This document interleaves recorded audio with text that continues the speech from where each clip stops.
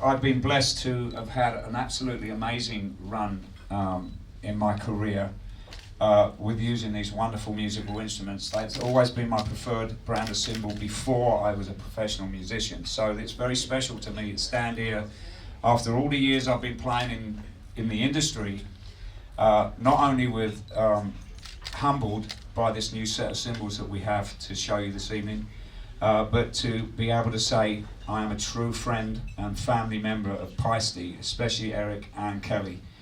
Now, when we were working out how to present the Book of Souls album, it was basically taken from that song, obviously, which was very much about the Maya and the Mayan faith and what happened to these guys. And so our stage set was very, very predominantly inspired by that era of Mesoamerica.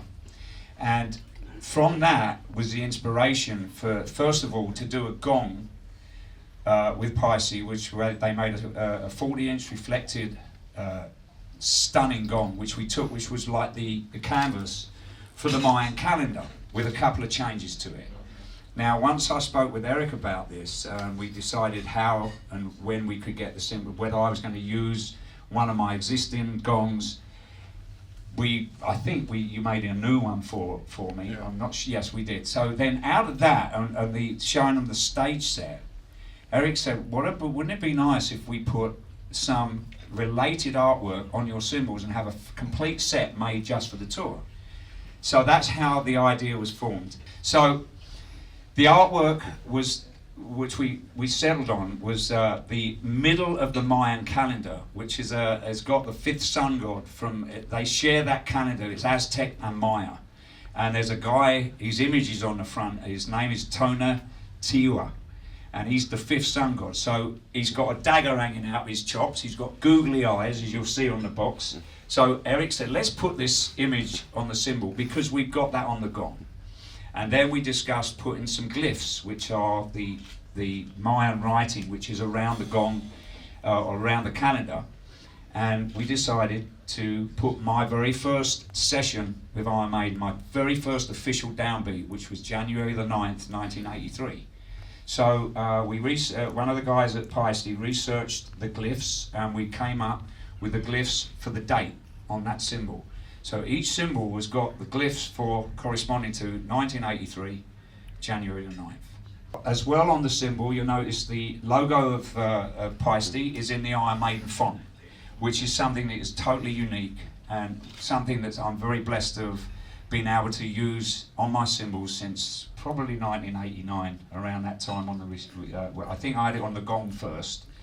In 1986, I think, was somewhere back in time. I had a white gong, and we had the Paiste logo. And I remember your dad, when I asked him to do that, he said, silence on the end of the phone for a while. And he said, do you know what you're asking me to do? I said, yeah, I want you to put the Paiste logo, Maiden font on the Paiste logo. And he said, Nick, that's our brand logo. We can't do that. But let me think about it. And so that's how that all started. Ladies and gentlemen, here is the case that the cymbal. Obviously, we can lift this up. There's only about half a dozen cymbals in it at the moment. It will be heavy. And inside, well, let's open that up. Eric, can you? Right. You get the album, vinyl, triple vinyl album, the CD, and up here is a pair of these drumsticks. Shall we shut it?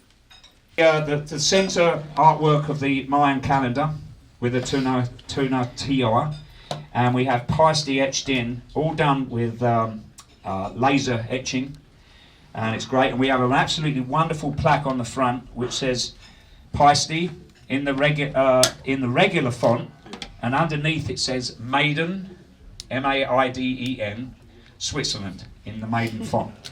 Vic Firth made me these drumsticks just for the Book of Souls tour. We do have a signature line, but the logo, Boomer, that's my nickname, boys and girls. Anybody know why? Anybody got a clue why I'm called Boomer? I'm glad, because I'm not going to tell you.